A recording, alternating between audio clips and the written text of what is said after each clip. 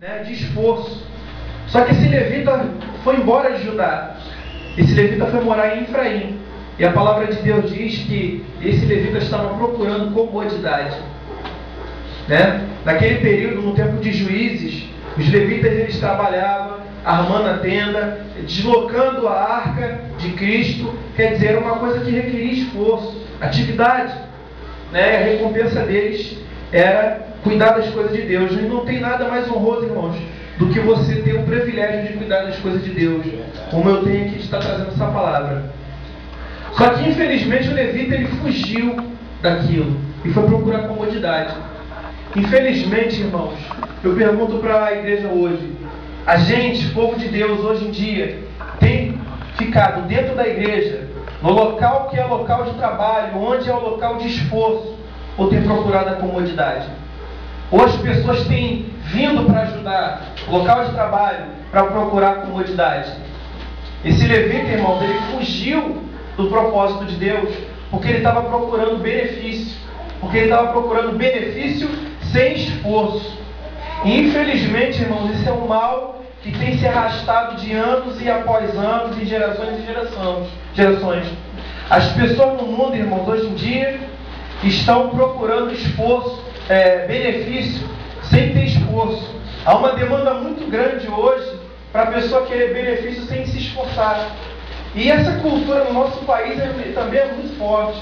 A gente vê que, infelizmente, eu não estou falando porque não sou patriota, eu sou brasileiro, isso também se aplica a mim, não são todos, mas a grande maioria. Nesse país tem uma cultura muito forte de a pessoa levar vantagem, ter benefícios sem se esforçar. Né? Muitas pessoas falam, eu quero fazer prova para o governo, porque depois que você passa, você entra, não faz nada e não é mandado embora. Isso é a mentalidade que está na cabeça das pessoas. Querer ganhar muito e trabalhar pouco. E infelizmente, o povo brasileiro, de tempos em tempos, tem aceitado isso.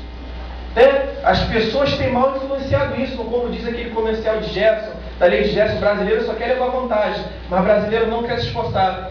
A gente vê pela cultura dos outros povos, dos outros países, né? Que os povos do Japão, países que, como a Europa, passou crise terrível e se ergueram, irmãos, através de muito esforço, de muito trabalho. Você vê países hoje em dia que são muito mais avançados tecnológica e de qualidade de vida melhor do que o nosso, e que passaram situações terríveis, e que numa questão de 50, 60 anos conseguiram se erguer, e hoje são países e pessoas riquíssimas. A nação de Israel é um exemplo. O povo de Deus é um exemplo disso. A nação deles começou em 1948, se eu não me engano. Hoje a qualidade de vida e a tecnologia do povo de Israel é muito mais avançada do que o nosso povo. A Europa atravessou crise, Estados Unidos, Japão, que já foi lançada uma bomba em Hiroshima e Nagasaki, em cidades que eram riquíssimas, as principais cidades do Japão. Por isso que os Estados Unidos jogou as bombas naquele lugar, para afetar a economia. E hoje o Japão é a segunda maior força econômica do mundo. A gente vê que o nosso país tem uma história de aproximadamente 510 anos. E nosso povo não sai da pobreza e da miséria. Porque os políticos querem levar vantagem sem se esforçar. As pessoas também que criticam tanto os políticos querem levar vantagem, querem ter coisas do bom e do melhor e não querem se esforçar. Eu vejo isso no meu trabalho, eu vejo isso na minha vida. Infelizmente, irmão, a comodidade é um mal, como se fosse um câncer, é uma praga terrível. As pessoas hoje em dia na igreja têm entrado na igreja e querendo benefício, e querendo coisas, mas não querem se esforçar. Não é verdade? Eu quero falar algumas coisas sobre a comodidade. A comodidade é consequência de duas coisas. Uma delas é óbvia, a preguiça. A preguiça é o mal. A comodidade é a consequência de uma preguiça. Geralmente toda pessoa, muitas pessoas acomodadas são pessoas preguiçosas. Não estou julgando, irmãos. Estou falando uma coisa que é fato. Espero que os irmãos não vejam com maus olhos o que eu estou falando, porque isso é fato. Tem muita pessoa preguiçosa. Eu não estou dizendo daquelas pessoas que não têm um trabalho remunerado, como eu tenho, muitos aqui têm. Pessoas preguiçosas até trabalhando. Porque o fato de eu estar trabalhando, irmãos, não quer dizer que eu seja uma pessoa esforçada. Isso é instinto de sobrevivência. Porque se eu não trabalhar, alguém que vai me dar comida e bebida, alguém vai me sustentar, vai me dar roupa. Então simplesmente é um instinto instinto de sobrevivência. Por isso que eu tenho que trabalhar. Agora, esforço é aquele algo a mais. Minha mãe sempre me cobra. Minha mãe sempre fala, Miguel, você tem que estudar, você tem que se empenhar e coisa e tal. Eu fico, vou ver, 26 anos eu vou ver. Desde os 18 anos eu vou ver. E isso se aplica para muitas pessoas, irmão. Tem pessoa porque acha que trabalha, acha que é a pessoa esforçada. Isso não deve não. Isso é instinto de sobrevivência. Tem pessoa que trabalha e é preguiçosa. Nos seus trabalhos, vocês vão encontrar pessoas que estão trabalhando, têm carteira assinada e são preguiçosas. Claro que também tem aquelas pessoas que não têm trabalho e porque são preguiçosas. Não querem se esforçar. A palavra de Deus diz que, em Provérbio 10, 44, 5, o que trabalha com a mão enganosa empobrece, mas a mão dos dirigentes enriquece. O que ajunta no verão é filho sábio, mas o que dorme na cega é filho que envergonha. Na concepção de Deus, irmão, a preguiça é uma vergonha. A Bíblia está falando sobre o que trabalha com a mão enganosa. São pessoas que trabalham com má vontade, pessoas que não gostam de se esforçar, pessoas que estão só se esforçando pelo próprio instinto, da necessidade, mas não faz aquele algo a mais. Hoje em dia a gente vê no mundo pessoas que estão aversas, irmãos, a atividades que mobilizam esforço físico e mental. Pessoas que têm preguiça de tudo. Minha mãe sempre tinha o hábito de falar, de mim, dos meus irmãos, vocês dormem e ficam deitados, cansa de ficar deitado, depois levanta, vai deitar de novo para descansar, porque ficou cansado de ficar deitado. Esforço físico era uma coisa terrível lá em casa. Para levantar, às vezes tem coisas assim que são absurdas, irmão. Não vou citar porque agora eu estou gravando.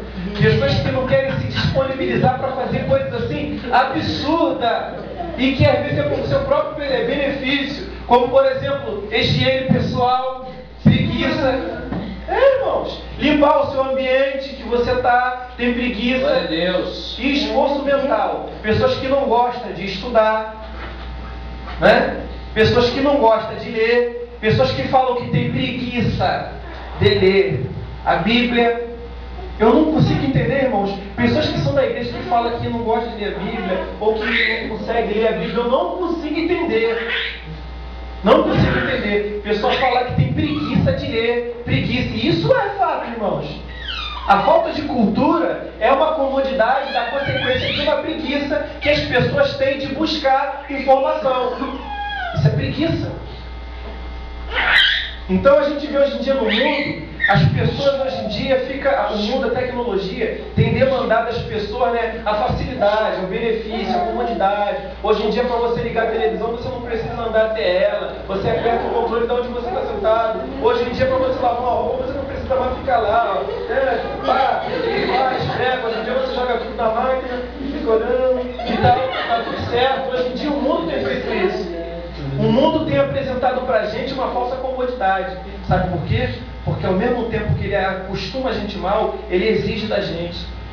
Eu não vejo pessoa conquistar nada da vida, irmãos, se não se esforçar para conhecer e tendo que estudar e tendo que correr atrás. Eu não conheço pessoas na vida, irmãos, que o mundo dá para ela, toma aqui dinheiro, toma aqui, ó, toma para você, se ela não for trabalhar e se esforçar. Então é um verdadeiro paradoxo, porque o mundo nos acostuma mal. A gente psicologicamente fica mal acostumado e depois, na verdade, quando a gente vai entrar para a realidade da vida, não é nada daquilo.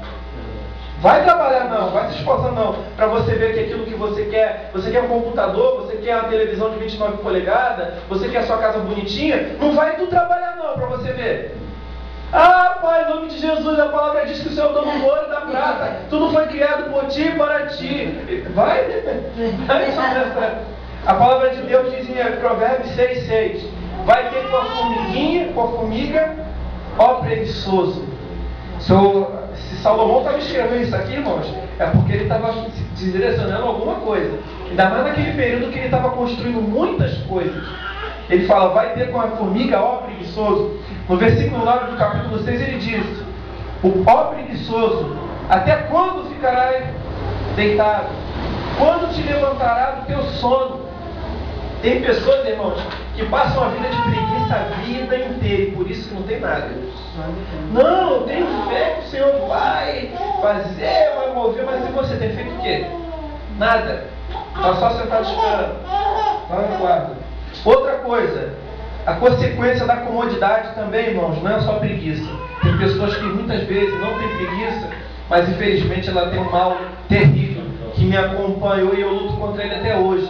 A descrença na própria capacidade. É por isso que Deus falou para Josué: tenha bom ânimo.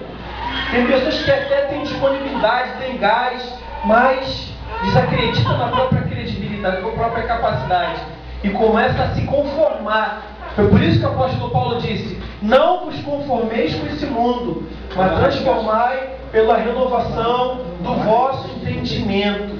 Quer dizer, você entendeu que Deus fala para você: tenha bom ânimo, para você acreditar na sua capacidade. A gente vê exemplos de Gideão.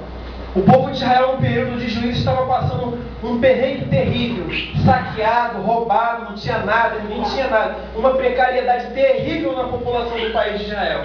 Gideão estava inconformadíssimo com isso, inconformadíssimo. O anjo aparece para ele e fala: varão valoroso. Ele começa: como é que Deus é esse que livrou nosso povo lá do Egito e que não sei o que, coisa e tal, eu me conformo com isso, tem que haver mudança. O anjo vai falar para ele: vai nessa tua força.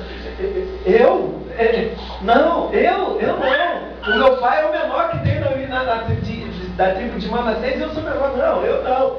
Você quer a coisa, mas você não quer se esforçar. Você está querendo uma mudança, mas você não quer se esforçar, porque você não está acreditando na sua capacidade. Outro exemplo, Moisés também matou um egípcio.